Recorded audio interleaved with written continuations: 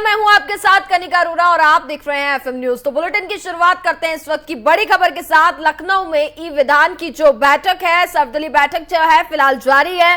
विधानसभा अध्यक्ष सतीश महाना भी बैठक में रहेंगे। बीजेपी, सपा, अपना दल, निषाद पार्टी, सुभाषपा, बसपा, कांग्रेस, जनसत्ता दल, लोकतांत्रिक के नेता भी बैठक में मौजूद हैं।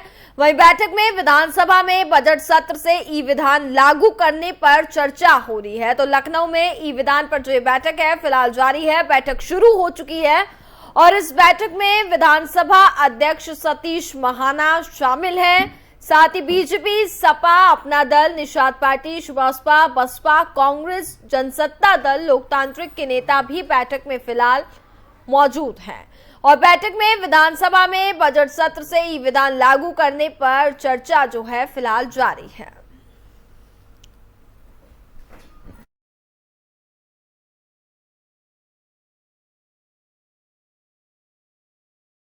इस खबर पर हमारे साथ ज्यादा बातचीत करने के लिए हमारे संवाददाता नितिन अवस्थी जुड़ गए हैं। नितिन, लखनऊ में फिलहाल ई विधान पर सर्वदलीय बैठक जो है वो जारी है और बैठक में कई बड़े दिग्गज भी मौजूद है। क्या कुछ मुद्दे हैं बैठक में आज?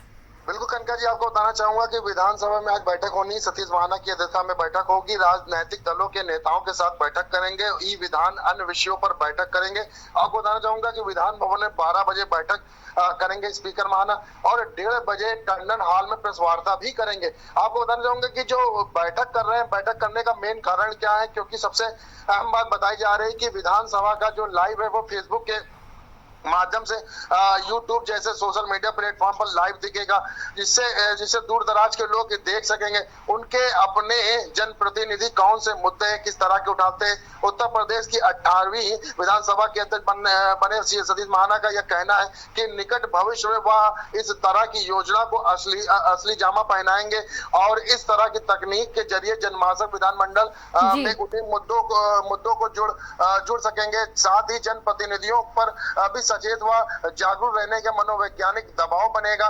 जनता के प्रति उनकी जवाबदेही के चलते वह जनहित के सवालों को उठाने के लिए और प्रेरित होंगे। आपको बताना चाहूंगा, कार्यक्रम में शिरकत करने के बाद महाना ने ये भी कह सकते हैं कि आज जो बैठक होगी उसमें कहीं ना कहीं जितने भी जो लोग जमा होंगे, क्योंकि सपा के भी 125 विधायक हैं, तो वो भी कहीं ना कहीं उनमें भी विधायक लोग आएंगे। और आज जो चर्चा होगी वो सत्र को देखकर भी बातें होंगी, क्योंकि जल्द ही 23 मई को सत्र की बात हो रही है कि बजट रखा जा सकता है। सुरेश खन्ना बजट रखेंगे 23 मई को, तो उसको देखते हुए तैयारियां की जा रही हैं और सदन में आना जरूरी है या सदस्यों को ज्यादा रुचि रहेगी तो कहीं ना कहीं ये जरूर कहा जा सकता है कि काफी जो चीजें नुकसान का एहसास हो गया, जो चीजें नुकसान हो गई उनकी चर्चा की जाएगी और विधायकों के प्रबोधन कार्यक्रम के लिए जो कार्यक्रम होंगे वो कहीं ना कहीं उसमें चर्चा हो सकती है। तो ये कहा जा सकता है कि जो सत्र शुरू होने वाला है उसमें कहीं ना कहीं बैठकों का दौर रहेगी। बजट को लेकर अहम बिंदुओं पर बात होगी, तो उसकी तैयारियों को लेकर आज बैठक होगी और उनमें कोई निष्कर्ष निकाला जाएगा। जी बिल्कुल, वही बात करें विधानसभा सत्र चूंकि 23 मई से शुरुआत होने जा रहा है, इसको लेकर के क्या कुछ अपडेट आपको अभी मिल पा रहा है कि क्या कुछ राहत जो है वो लोगों को भी मिल सकेगी, साथ ही क्या कुछ प्रस्ताव रहेंगे जिन पर मुहर लगने की संभावना है? बिल्कुल कनका जी, जिस तरह से लगातार महंगाई, बेरोजगारी, सबसे अहम मुद्दा यही महंगाई का है। महंगाई को लेकर कहीं ना कहीं सुरेश खन्ना जी अपने बजट में कुछ जनता के लिए लेके आएंगे जिससे उनकी राहत की सांस बढ़ जाएगी, क्योंकि गर्मी का माहौल है, लोग काफी ऐसे परेशान है। उसके बाद फिर जिस तरह से लगातार गैस, डीजल, पेट्रोल के अलावा साग सब्जियों में बढ़ोतरी, रोटी जो खान पान में थी उसकी बढ़ोतरी हो गई, तो अब उसको देखते हुए कई चर्चा की जा सकती है और बजट में क्या जनता के लिए लाएंगे ये सबसे अहम होगा। वो 23 तारीख को ये देखने को मिलेगा, क्योंकि सत्र की शुरुआत हो जाएगी और बजट उनका इस बार देखने लायक होगा, क्योंकि लोगों का मानना है कि सुरेश खन्ना जी उनके लिए कुछ ना कुछ करेंगे। जी बिल्कुल नितिन, बहुत बहुत शुक्रिया आपका तमाम जानकारी के लिए।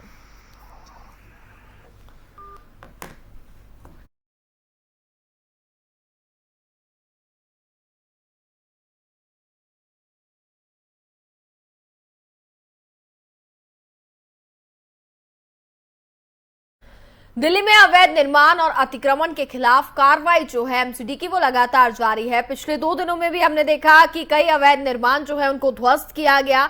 एमसीडी ने दिल्ली के अलग अलग इलाकों से अतिक्रमण हटाने के लिए 5 दिन का ये पूरा प्लान तैयार किया है। एमसीडी के अभियान का आज तीसरा दिन है। दिल्ली नगर निगम का बुलडोजर आज लोधी रोड इलाके में चलेगा। जिन इलाकों में आज दक्षिणी दिल्ली एमसीडी की कार्रवाई होगी उसमें मेहर चंद्र मार्केट, लोधी रोड और जेएलएन मेट्रो स्टेशन के आसपास के इलाके जो हैं वो शामिल बताए जा रहे हैं। तो बुलडोजर की कार्रवाई जो है वो दिल्ली में लगातार जारी है। पिछले 2 दिनों में भी हमने देखा Shaheen Bagh, new friends colony में एमसीडी का बुलडोजर चला है। इसके बाद आज जो है वो एमसीडी की कार्रवाई का तीसरा दिन है और इसके साथ ही बात करें तो आने वाले 2 दिनों तक हमें बुलडोजर की कार्रवाई और देखने को मिलेगी, क्योंकि 13 मई तक का ये पूरा प्लान जो है वो तैयार किया गया था और देखना होगा आगे इसमें क्या कुछ कार्रवाई जो है वो और की जाएगी।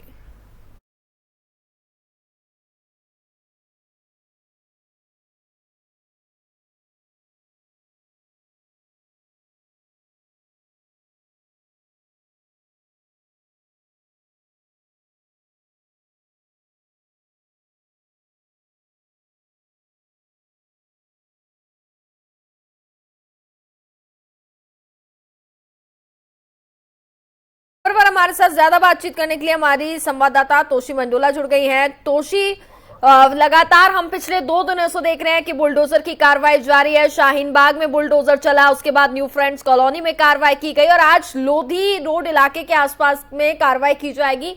क्या अपडेट है जो आपको अभी मिल पा रहा है ताजा? बिल्कुल अंजलि, आज देखिए central zone, south zone, west zone और नजर जोन पर डिमोलिश होने वाला है। मूवेबल इंक्रोचमेंट को लेकर देखिए ड्राइव चलाई जा रही है, डिमोलिश किया जा रहा है। पर जिस तरीके से देखिए न्यू फ्रेंड्स कॉलोनी के अलावा मंगोलपुरी में भी बुलडोजर चलाए गए थे। लगातार एमसीडी की तरफ से अनाउंसमेंट किया जा रहा था कि अगर आपके आस पास, अगर आपने दुकानों के पास, घरों के पास इनलीगल इंक्रोचमेंट किया है तो उसे हटा लीजिए, अदरवाइज फिर बुलडोजर चलाए जाएंगे। इसी के तहत देखिए कल बुलडोजर चलाए गए थे और अभी यहाँ पर बुलडोजर की कार्यवाही शुरू होने वाली है। बुलडोजर यहाँ पर है, काफी लोग मौजूद है। लगातार अनाउंसमेंट किया जा रहा है कि कोई भी अगर इलीगल इंक्रोचमेंट आप लोग कर रहे हैं उसे हटा दीजिए। लेकिन इसको देखिए सियासत भी लगातार जारी है। अमानुल्लाह खान विधायक है उठा से, कल भी वो उन्होंने इस पूरे मामले को लेकर लेटर जारी किया था और ये साफ कहा था कि बिना किसी नोटिफिकेशन की, बिना किसी अपडेट के कोई भी एमसीडी की तरफ से बुलडोजर चलाए जा रहे हैं, यानी कि किसी को भी कोई नोटिफिकेशन नहीं दिया जा रहा है। अगर आपके पास कोई भी इलीगल इंक्रोचमेंट है, अगर आप कर रहे हैं ऐसा, तो एमसीडी बकायदा उन्हें नोटिस देगा कि आपका ये इलीगल है तो इसे हटाया जाना चाहिए। लेकिन ऐसा कोई भी नोटिफिकेशन नहीं हो रहा है। लगातार तमाम बड़े नेता इस पूरे मामले को लेकर सरगर्मियां पैदा कर रहे हैं और लगातार क्षेत्र में आकर भी बुलडोजर की कार्यवाही को रोकने की कोशिश कर रहे थे। बिल्कुल तोशी, फिलहाल आप नजर बनाए रखिए पूरे मामले पर और तमाम अपडेट हम तक पहुंचाते रहिए। फिलहाल बहुत बहुत शुक्रिया आपका तमाम जानकारी के लिए।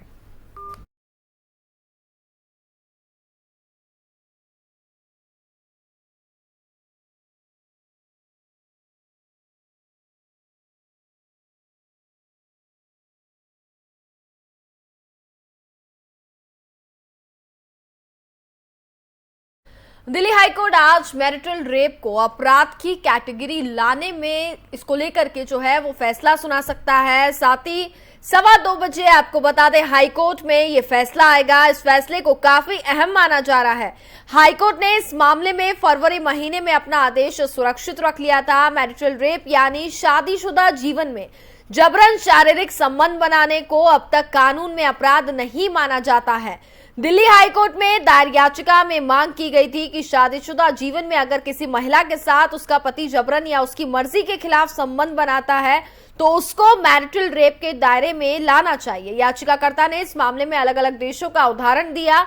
इसके साथ ही महिला की अस्मिता और उसके सम्मान का भी जिक्र किया था। याचिकाकर्ता ने कोर्ट से कहा था कि अगर बिना शादीशुदा महिला के साथ उसकी बिना मर्जी के संबंध स्थापित करना अपराध की श्रेणी में आता है तो आखिर शादीशुदा महिला को वो अधिकार क्यों नहीं मिल सकता। तो इसको लेकर के आज दिल्ली हाईकोर्ट करीब 2:15 बजे अपना फैसला सुनाएगा। मैरिटल रेप को अगर बात करें तो अपराध की कैटेगरी में लाने को लेकर के आज फैसला सुनाया जाएगा और ये फैसला देश के लिए, देश की महिलाओं के लिए काफी ज्यादा महत्वपूर्ण साबित होगा।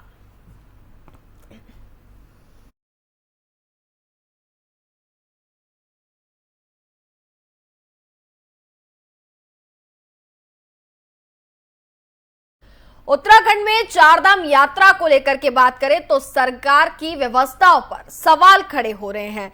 पिछले 6 दिनों में चारधाम यात्रा में आए 20 लोगों की अभी तक जान जा चुकी है। चारधाम यात्रा पर 20 लोगों की मौत के बाद उत्तराखंड स्वास्थ्य विभाग में हड़कंप मच गया है।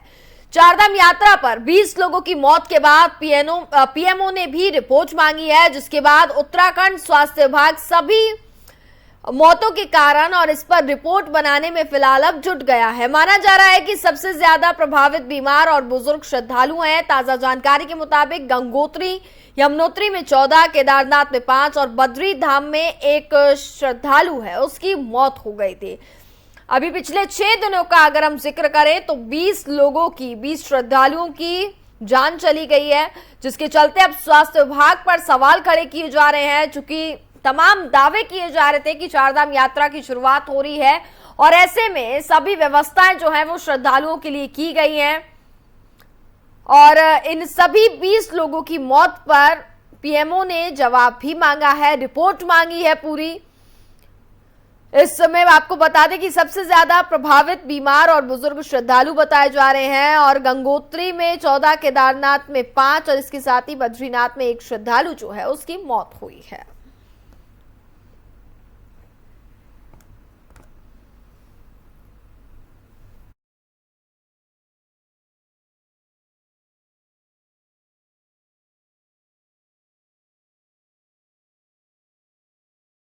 बंगाल की खाड़ी में बात करें तो तूफान का असर है वो काफी ज्यादा देखने को मिल रहा है। आपको बता दें कि चक्रवात असानी की तीव्रता तट के करीब आते आते अब कम भी हो रही है। मौसम विभाग के मुताबिक मंगलवार को ये पूर्वी तट के और करीब पहुंच गया है और पहले से कमजोर हुआ है। दिन में पूर्वी तट पर 105 किलोमीटर की प्रति घंटे की रफ्तार से हवाएं चली। मौसम विभाग के महानिदेशक मृत्युंजय मोहापात्रा ने कहा कि असानी अपने चरम तक पहुंच चुका है और अब ये धीरे धीरे कमजोर भी पड़ेगा।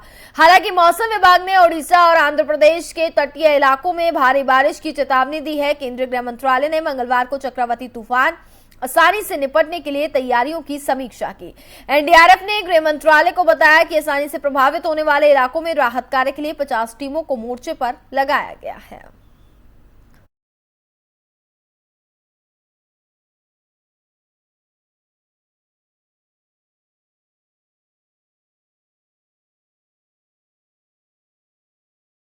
देश में लगातार रोज महंगाई जो है वो अपने चरम पर है और रोजाना अगर हम बात करें तो पेट्रोल, डीजल, एलपीजी, सीएनजी इसके जो दाम है वो लगातार बढ़ते जा रहे हैं और ये भी बताया जा रहा है कि आने वाले दिनों में महंगाई और ज्यादा बढ़ सकती है।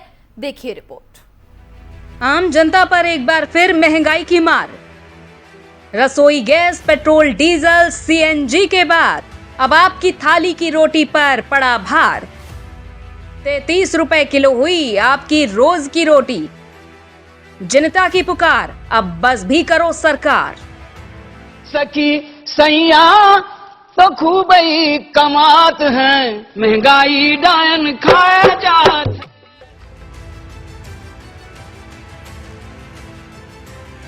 एक और जहां रसोई गैस सिलेंडर और खाने के तेल समेत जरूरी चीजों के दाम आसमान छू रहे हैं, तो वहीं अब आम आदमी को महंगाई का एक और झटका लगने वाला है। क्योंकि हर दिन महंगाई से जूझ रहे आम आदमी के लिए एक बार फिर से बुरी खबर है और वो ये है कि रसोई गैस, पेट्रोल, डीजल, सीएनजी के बाद अब एक और जरूरी खाने के सामान पर आम जनता की जेब भारी होने वाली है, क्योंकि अब आटा, ब्रेड, बिस्किट और आटे से बने प्रोडक्ट्स के दाम भी बढ़ने वाले हैं। दरअसल महंगाई की मार गेहूं की कीमतों पर जबरदस्त नजर आ रही है। गेहूं की कीमतें लगातार बढ़ती ही जा रही हैं। इस साल 2022 में अब तक गेहूं की कीमतें 40% तक बढ़ गई हैं। वर्तमान में मार्केट में गेहूं एमएसपी से करीब 20% महंगा बिक रहा है और ऐसे में गेहूं के महंगे होने से ब्रेड, बिस्किट, आटा, आटे से बने प्रोडक्ट्स के दाम बढ़ जाएंगे। आपको बता दें कि रिटेल मार्केट्स में गेहूं के आटे की औसत कीमत सोमवार को 32 रुपए 91 पैसे प्रति किलोग्राम रही, जो पिछले साल की समान अवधि तुलना में लगभग 13% ज्यादा है। सरकारी आंकड़ों में ये बताया गया है कि 8 मई 2021 को गेहूं के आटे का एवरेज रिटेल प्राइस 29 रुपए 14 पैसे प्रति किलोग्राम था। उपभोक्ता मामलों के मंत्रालय के आंकड़ों से पता चला है कि सोमवार को आटे की अधिकतम कीमत 59 रुपए प्रति किलो, न्यूनतम कीमत 22 रुपए प्रति किलो और मानक कीमत 28 रुपए प्रति किलो थी। 8 मई 2021 को अधिकतम कीमत 52 रुपए प्रति किलो, न्यूनतम कीमत 21 रुपए प्रति किलो और मानक कीमत 24 रुपए प्रति किलो थी। सोमवार को मुंबई में आटे की कीमत 49 रुपए किलो, चेन्नई में 34 रुपए किलो, कोलकाता में 29 रुपए किलो और दिल्ली में 27 रुपए किलो थी। दरअसल पिछले साल 2021-22 में भारतीय गेहूं प्रोसेसिंग इंडस्ट्री ने सरकार से करीब 70 लाख टन गेहूं की खरीद की थी। OMSS पर सरकार की ओर से अब तक कोई घोषणा नहीं होने के कारण कंपनियों को अपना सारा गेहूं ओपन बाजार से खरीदने के लिए मजबूर होना पड़ सकता है और कंपनियां ये लागत बोझ कंज्यूमर्स पर डाल सकती हैं। वहीं इसके पहले घरेलू रसोई गैस सिलेंडर पर भी आम आदमी की जेब टाइट हुई है। 14 किलोग्राम घरेलू LPG सिलेंडर के दाम में 50 रुपए बढ़ने के बाद सिलेंडर की नई कीमत 999 रुपए 50 पैसे हो गई। बढ़ी हुई कीमतें देश में 7 मई से लागू कर दी गई हैं। यानी कि अब एक घरेलू सिलेंडर दिल्ली में 999 रुपए 50 पैसे में मिलेगा। इससे पहले 22 मार्च को भी घरेलू सिलेंडर की कीमत में इजाफा हुआ था। उस समय भी 50 रुपए प्रति सिलेंडर बढ़े थे। बता दें कि घरेलू गैस की कीमत में इससे पहले 22 मार्च 2022 को 50 रुपए प्रति सिलेंडर की बढ़ोतरी की गई थी। तब दिल्ली में इसकी कीमत 949 रुपए 50 पैसे हो गई थी।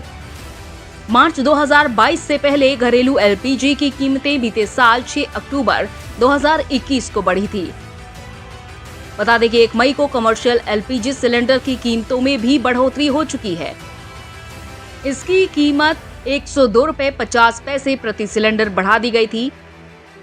कीमतें बढ़ाने के बाद दिल्ली में 19 किलोग्राम के कमर्शियल गैस सिलेंडर की कीमत 2355 रुपए 50 पैसे हो गई थी। पहले इसकी कीमत 2253 रुपए थी। Bureau report FM news.